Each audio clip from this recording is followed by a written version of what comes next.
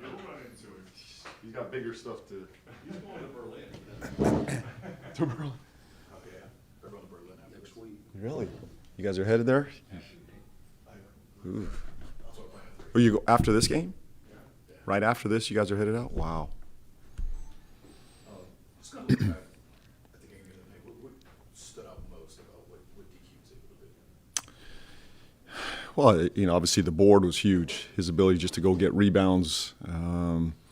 We need that, just to handle the board. Someone that could go get 10, 12, 15 rebounds is massive for our team, especially on the defensive end. So, and then his ability to play make, finding the right guys, making the right play, the simple play too. Not trying to hit home runs every possession, but just making the right simple play, and then just the overall competitive spirit of him, that really stood out to me.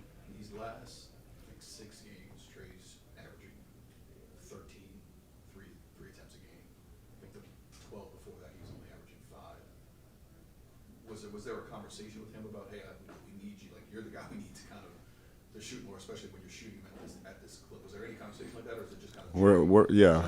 Trey and I have been having that conversation, not 6 games, it's been a while, so it's finally, we finally caught some momentum there with that. And I think he's just finding rhythm in our offense. He's finding rhythm with his teammates. This doesn't happen overnight. We're just, we're a work in progress, but he's finding his spots. We've got some rhythm with some of our sets, finding some in transition. Guys are looking for him. And then he's got to hunt them down too. It's a combination of all that. So we need the 3 ball. It's massive for our offense, and he's a big part of it. It was your 3rd year here, as you well know. Orlando's been a really difficult matchup for us. I mean, even going before you were here, can you pinpoint anything as to why it's been so tough to play? They're big and they're physical. I mean, that's the simplest way to put it. They beat us up a number of years. I can, going back to my first year here, they just beat us up. I think they beat us even that year we had a good year. We won, 50 games that year. Both of those games were extremely physical.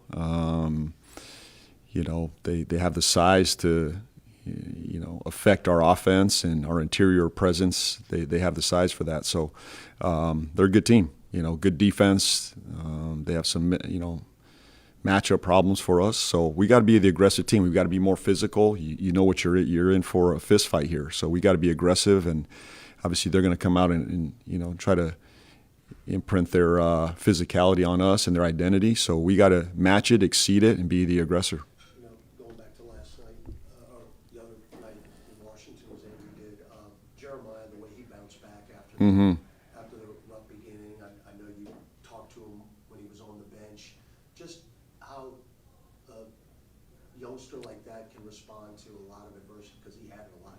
I think those are character moments. I mean, we're not asking for perfection out there, including me. I wish I made, I wish I made every perfect call, every substitution. It's just not the reality. It's a game. It's a game, and it's just how you respond to it.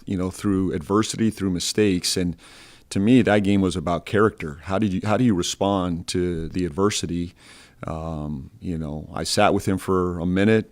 We tried to gather his thoughts. He had a really intentional halftime, and he and DQ were ready to go in that second half, and tremendous. His spirit, his energy, his fire, his engagement with me and his teammates really stood out to me in that second half.